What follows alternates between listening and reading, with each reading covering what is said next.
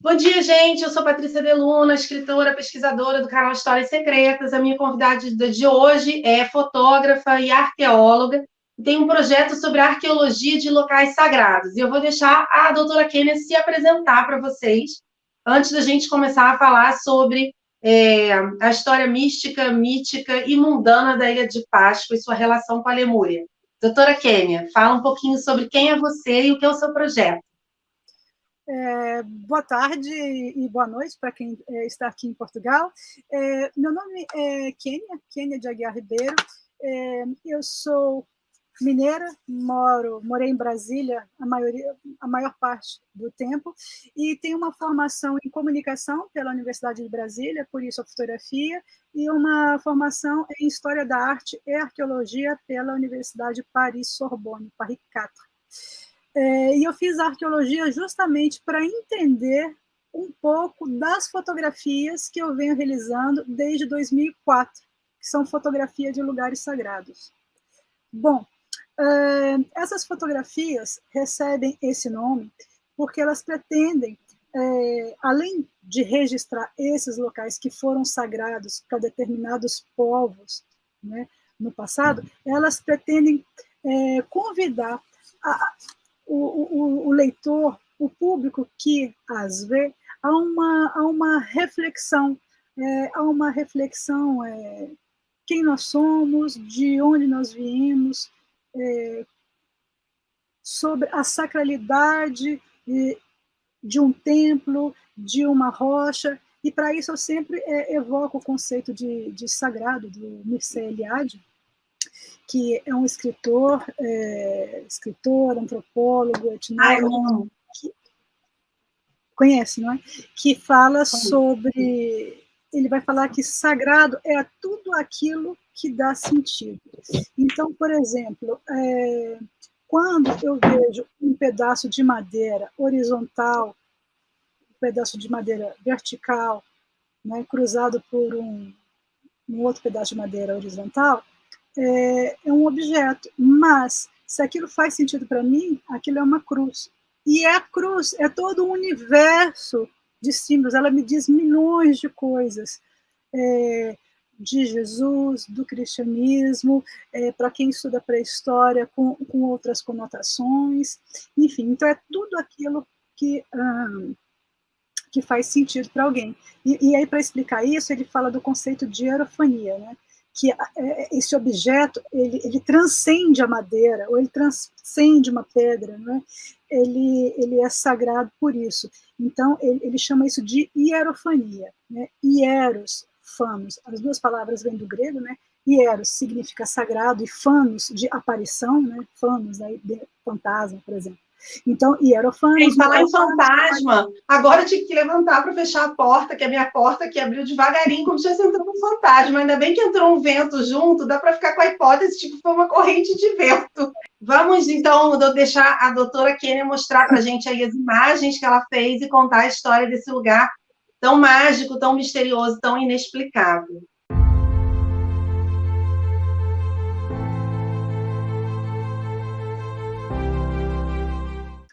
Bom, a Ilha de Páscoa, essa é uma fotografia do globo, de um globo que tem lá no museu da ilha. Ele faz parte do que eles chamam de um triângulo polinésio. Então, a Ilha de Páscoa está aqui, nesse ponto à direita, à extrema direita. À esquerda, nós temos a Nova Zelândia, e na parte superior, no ápice do triângulo, o Havaí. A Ilha de Páscoa está localizada, então, essa pequena ilha de 170, aproximadamente 170 quilômetros quadrados, metade de Belo Horizonte, para quem conhece, ela se localiza no Trópico de Capricórnio, não é? No Trópico de Capricórnio, no paralelo 27, ou seja, ela faz, então, quem mais está no paralelo 27? Eu tenho aqui a Austrália, à esquerda, eu tenho o Chile, Paraguai, e no Brasil passa por algumas cidades de Santa Catarina e do Rio Grande do Sul. A Ilha de Páscoa, ela pertence ao Chile desde 1888, mas os seus moradores reclamam a sua independência. Aqui está o aeroporto, onde se chega, né? No aeroporto Mataveri. É Muito bem, simples bem típico, né? Legal, é bem típico. E temos duas representações no muro, um muro construído com pedras, né, vulcânicas, eu vou explicar isso mais tarde, e nós temos duas representações. À esquerda aqui nós vemos uma figura com dois olhos grandes e o que parece um nariz. Ele é o Makmak, é um deus, um deus criador de Rapa Nui, eu vou explicar mais tarde, e à direita pássaros, né, pássaros sagrados dessa ilha. E aqui, embaixo da placa, nós vemos algumas inscrições, que faz parte de uma escrita ainda indecifrável que foi encontrada na Ilha de Páscoa, e eu vou mostrar para vocês em detalhe a seguir. Bom, a Ilha de Páscoa, na verdade, ela se chama Rapa Nui, que significa Ilha Grande. Mas por que a gente conhece como Ilha de Páscoa? Deixa eu só te fazer uma pergunta. Ilha Grande, sendo que eu fui ver o tamanho da Ilha de Páscoa, ela é do tamanho da Ilha Grande aqui de Angra dos Reis. Ela é uma ilha relativamente pequena, né? Ela não é uma ilha grande. Sim, se você está no Rio de Janeiro e olha para a ilha, ela é grande, mas quando você só conhece aquele espaço de terra e o resto tudo é mar, Aí parece uma ilha grande, entendi. parece uma ilha grande e parece o centro do mundo, que era o outro nome da Ilha de Páscoa, que é Topito Ote Renua, na língua Rapa Nui.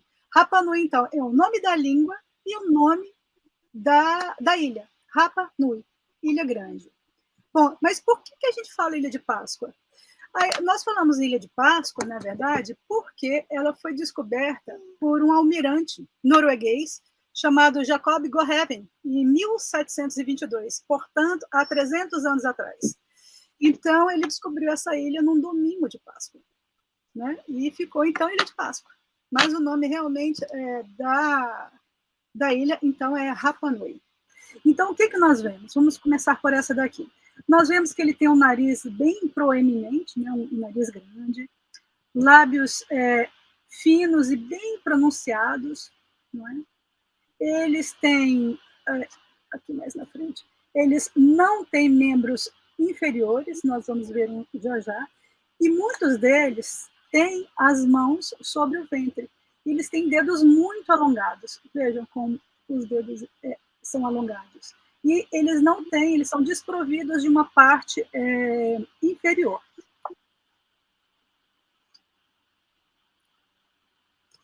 Vamos passar para o próximo.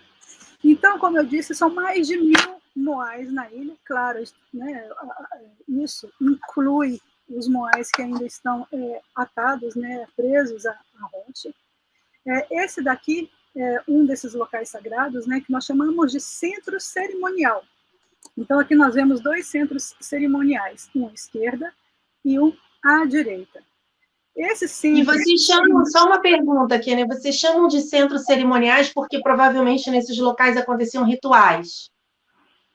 Sim, sim.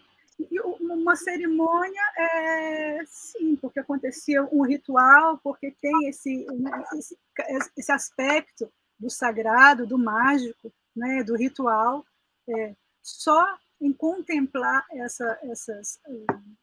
essas estátuas já é um ritual, né? Um ritual de reflexão, né? Ritual mágico de reflexão profunda. Eu acho, assim, dos lugares sagrados que eu já fui na minha vida, eu acho que eles nunca deixam de ser sagrados, eu acho que eles continuam vibrando alguma coisa ali diferente de conexão, mesmo quando já não acontecem há milhares de anos os rituais ali, né?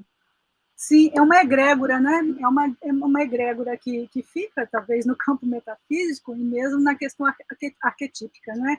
Eu também concordo contigo. O local sagrado nunca deixa de ser sagrado, né? Bom, então nós vemos aqui dois centros cerimoniais. Esses centros cerimoniais, eles eram chamados de AHU. Então, nós vemos dois arrus aqui. Quantos moais você está vendo aqui, Patrícia? Eu não sou boa de figura e fundo, não. Eu não estou vendo nada. Estou vendo um deitado, um grande deitado.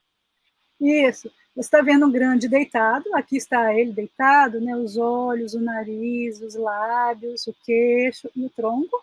E tem outro aqui, ó, do lado contrário. Aqui, ó. a testinha com o nariz, o queixo, o tronco com os braços e o que seriam os membros inferiores. Então, as cabeças estão em lados contrários. Consegue ver? Aham, consigo. Tá. Sim, uma E cabeça agora, para lá, outra para cá. isso. Bom, esses moais, então, como eles eram feitos? Eles eram esculpidos ou talhados na rocha, já foram encontrados algumas ferramentas aí perto, nas proximidades, né, nas escavações arqueológicas, e eles eram, então, esculpidos na rocha, na posição horizontal, e só ficava, então, uma quilha fininha embaixo embaixo das costas do moai. Eu quero mostrar aqui uma fotografia antiga de um livro do Thor Heyerdahl, que foi um expedicionário que fez o primeiro trabalho arqueológico, um dos primeiros trabalhos arqueológicos científicos na ilha. Então, eu vou parar de compartilhar a tela, porque eu vou mostrar o livro.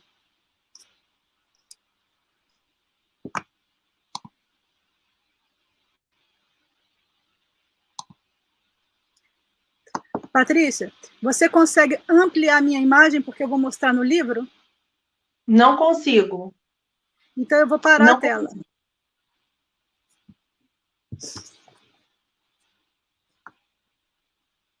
Então, esse livro é um livro do Thor Heyerdahl. Vou contar a história dele. E aqui, olha, nós vemos... É um livro um pouco antigo.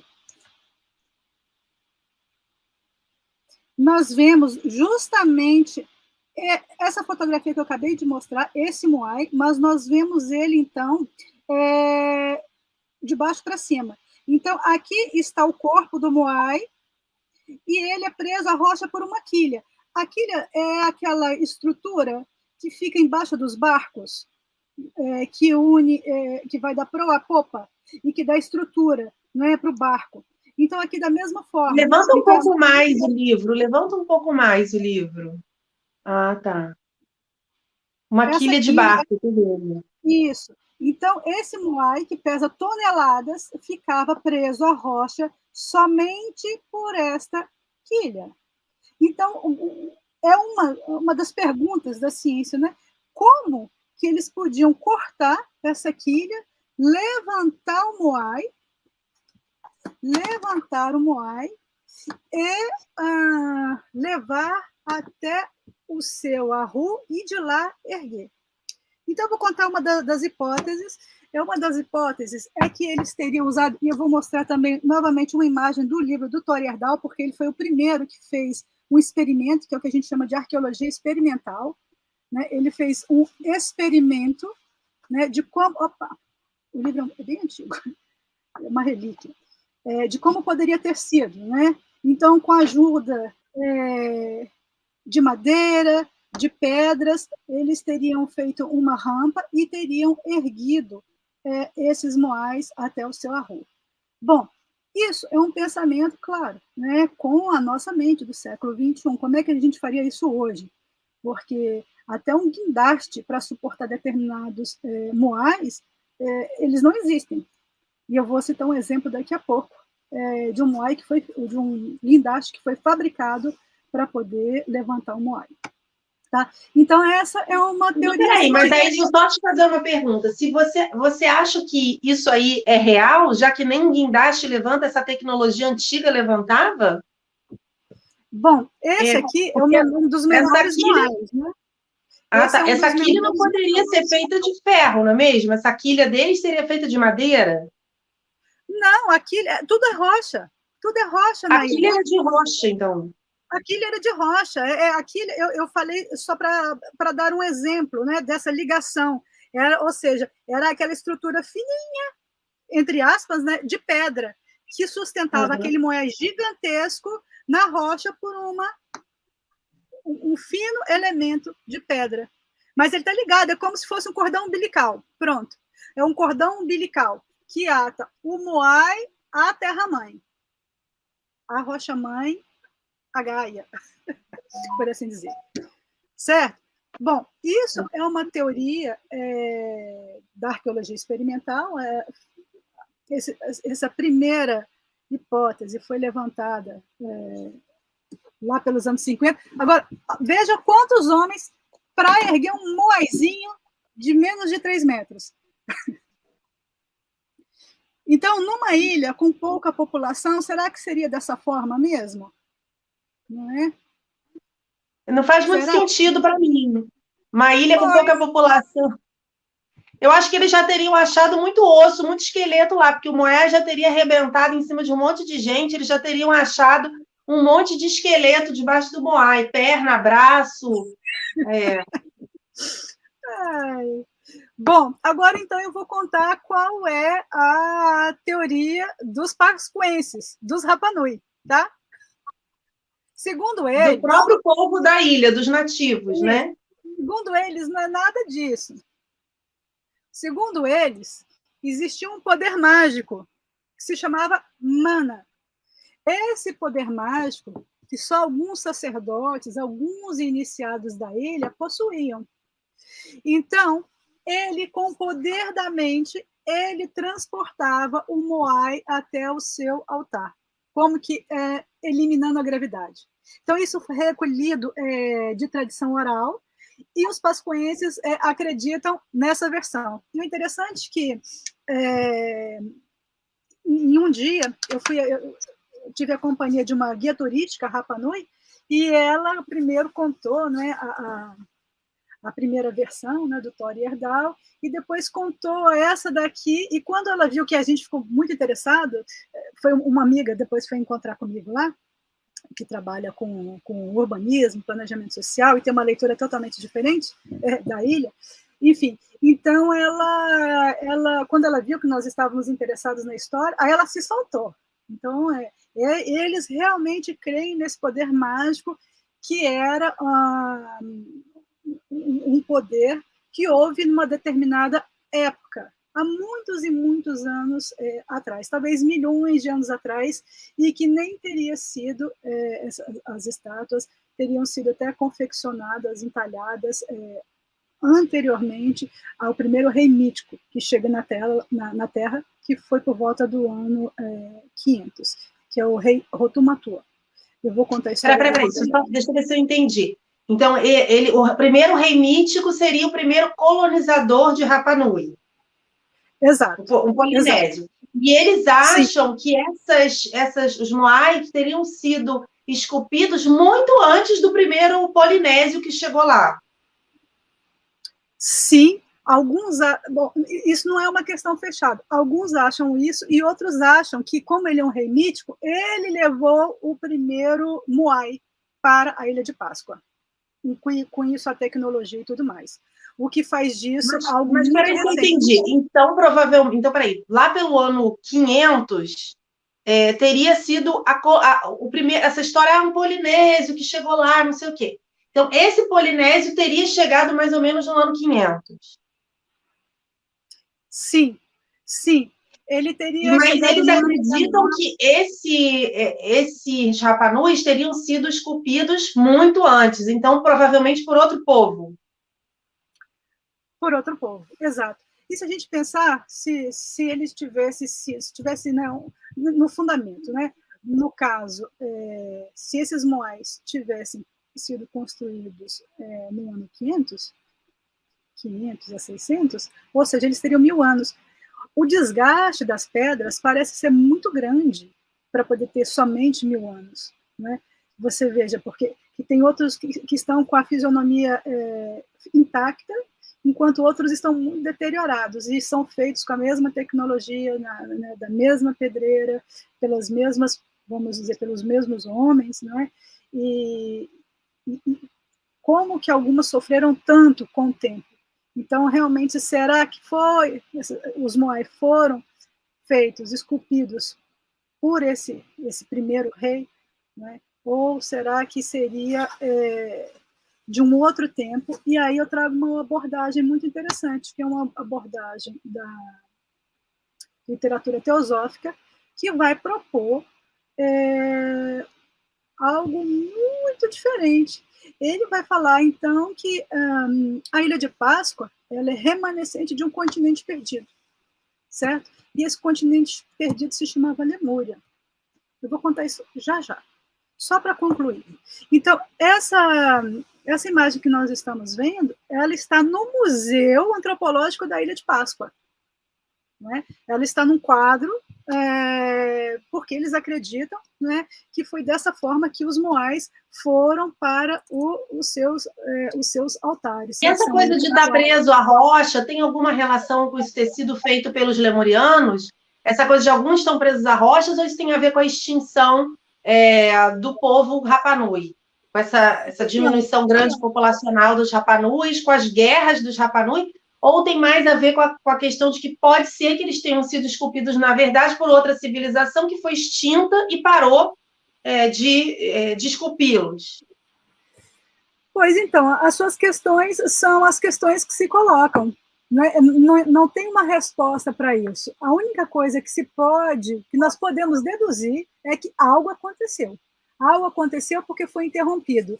Então, teria sido a civilização histórica ou, né, essa civilização, entre aspas, mitológica, né, segundo consta na literatura teosófica.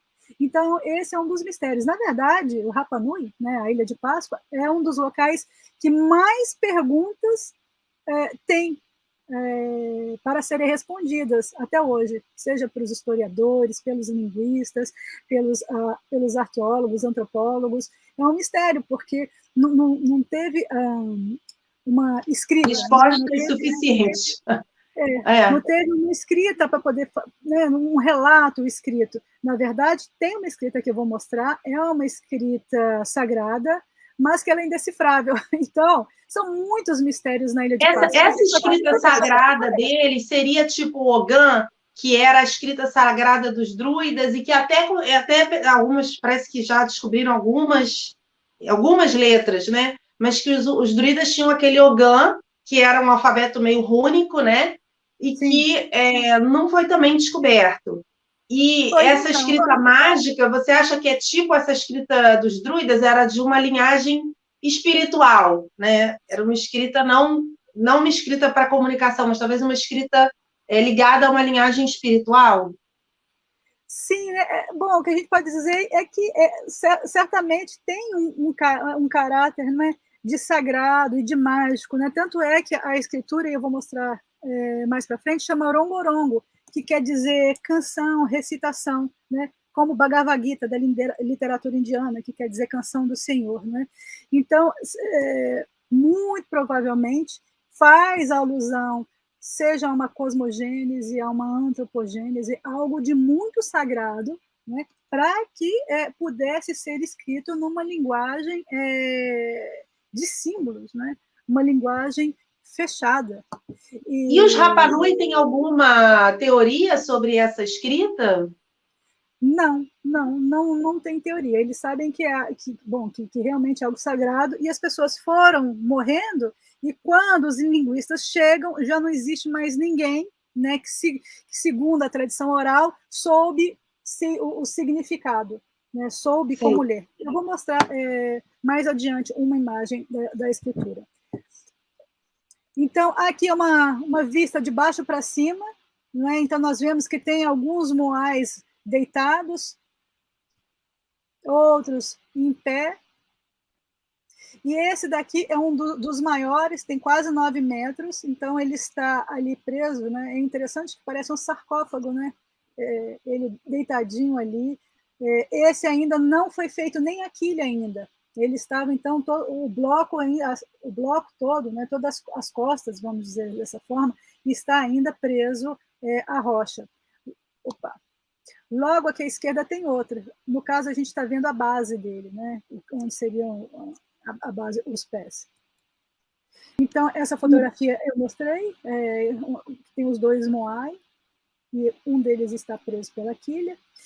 E esse é o único moai que tem essa característica fisionômica na ilha. Ele é um moai que está ajoelhado e apresenta uma espécie de barba.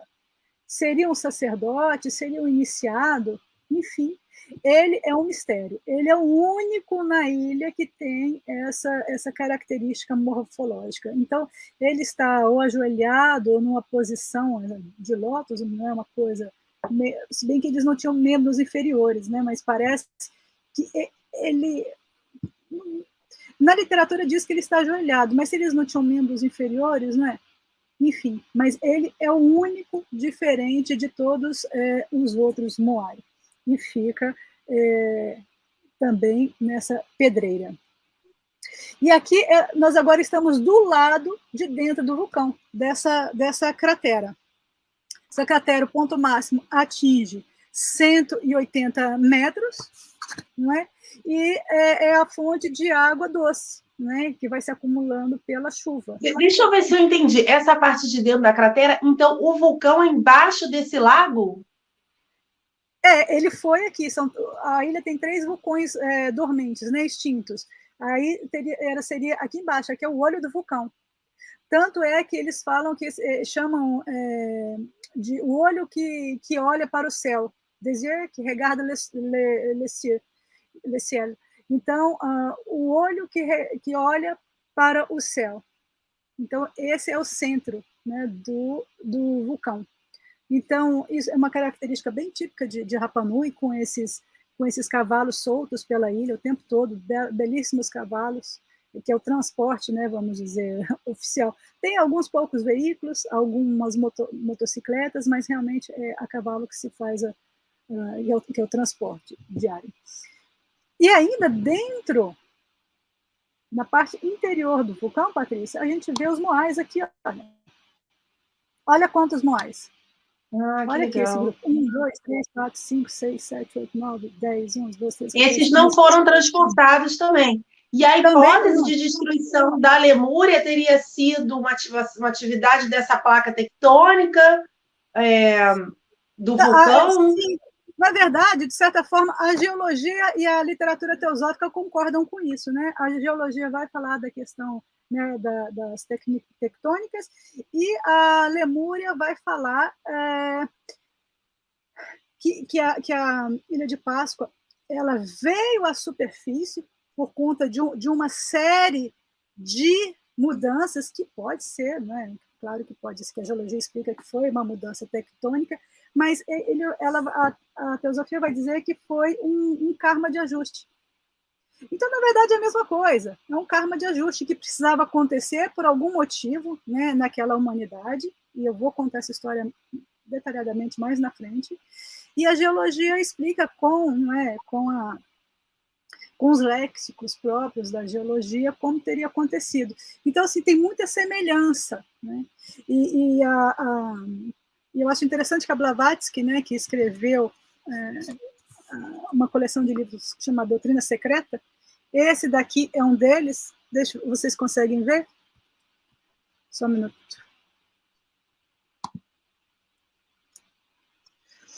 Essa aqui dá para ver, sim, dá para ver. Esse volume se chama Antropogênese, e aqui que ela vai falar sobre a Lemúria, né? E ela diz que tudo bem, mas aqui a teosofia prefere acreditar no... O cientista pode acreditar na ciência, o religioso pode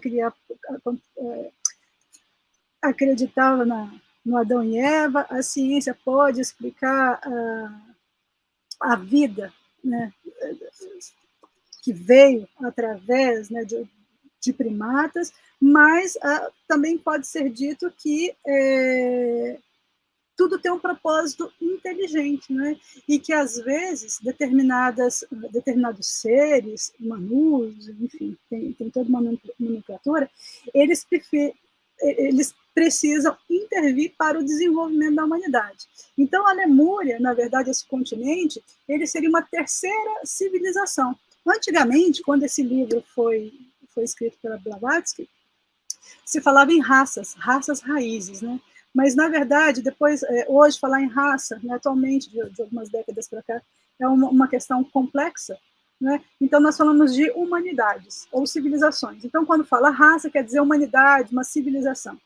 Então, a Lemúria seria a terceira civilização que se desenvolveu no globo onde nós habitamos. Houve uma primeira, houve uma segunda, isso são milhões, assim, milhões e milhões e milhões de anos. Houve uma segunda, houve uma terceira, nesse caso era um continente chamado Lemúria, que depois foi engolido pelas ondas causadas por tsunamis e fogos, o mar entrou em erupção, houve muitos fogos, então ela acabou sendo tragada para o mar, e depois vem uma quarta civilização, que seria a dita civilização Atlântica, porque houve um outro continente chamado Atlântida, e por fim, né? E nós seríamos, então, a quinta civilização a habitar nesse planeta, né? E ainda tem mais duas ainda. Mas isso, assim, é um período de milhares de anos, talvez 300 milhões de anos, mais ou menos, cada civilização vai se desenvolvendo. Eu queria fazer um adendo. Tudo desenvolve junto, tanto a Terra quanto a civilização que nela habita. Eu queria fazer um adendo aqui, que eu sempre falo para as pessoas do meu canal, que existe história mundana, que é a história que a gente estuda na academia, né? A história até onde a gente consegue provar. Existe a história mística e a história mítica, né? A história mística é a história das mitologias que aquelas culturas carregaram e que muitas vezes elas dão pistas para a gente descobrir coisas que realmente aconteceram naquela cultura. E a história mística, né, é uma perspectiva espiritual que normalmente é guardada pelas ordens, pelas religiões, que todas são válidas, né? São várias versões e que todas são válidas, né? E acho que esse é o caso que a gente está falando aqui, de locais Sim. que guardam essas três versões, a mundana, a mística e a mítica. Exatamente, né? Exatamente. É isso que a gente está fazendo hoje através da Ilha de Páscoa. Isso é muito interessante. Então, no início você me fez várias perguntas. Então, qual é a verdade? Na verdade, a verdade mesmo está dentro de nós. Nós escolhemos qual é a verdade, aquilo que responde e satisfaz o nosso ser interior. Não é verdade? Porque hoje a ciência diz alguma coisa, eu te digo isso agora como arqueóloga, nós encontramos alguma coisa hoje e elaboramos uma hipótese. Mas, daqui a 20 anos, nós podemos encontrar um objeto, né, um artefato mais antigo, que muda todo aquele discurso. E isso é muito bonito na arqueologia, na verdade. Não é? Ela é uma ciência, de certa forma, maleável nesse sentido. Né? Ela é maleável nesse sentido porque ela está sempre predisposta a interpretar o novo. Mas a gente tem que pensar que são sempre interpretações com a mente do homem do século XXI. Né? São homens e mulheres do século XXI com uma determinada experiência e que conhecem uma lente, com uma determinada crença, uma determinada lente. E é muito importante falar que isso acontece na nossa realidade também, porque a gente recebe muita informação que, assim, não, os cientistas estão dizendo isso, mas, gente, cientistas é um saco de gato, né? Você tem cientista arqueólogo, cientista médico, cientista biólogo, e cada um vai ter uma visão, e também uma visão que faz parte das suas lentes da sua época, porque em medicina a gente também vê isso. A psicologia entendia que você tinha que fazer assim, tirar o corpo caloso da pessoa, fazer uma cirurgia. Hoje isso é um absurdo. Então, também, o cientista também é um ser que está sujeito ao olhar do seu tempo, né? Exato, e a gente, às vezes, entende as coisas como, não, isso acabou, 2 mais 2 é 4. E eu acho que 2 mais 2 é 4 é um perigo. Sim. Bom, então eu acho que é exatamente isso. E é isso que a gente está trazendo aqui, né? Uma história mítica, né, da parte mitológica, da parte mística e também da histórica. Não é a parte histórica, porque todas elas convivem nesse mundo, e a verdade está dentro de nós. Nós escolhemos aquilo, né, com as nossas lentes, né, como você disse, para poder encontrar a nossa resposta, né, sobre esses mistérios do mundo, e que reflete também, né, no nosso questionamento, né, de quem nós somos.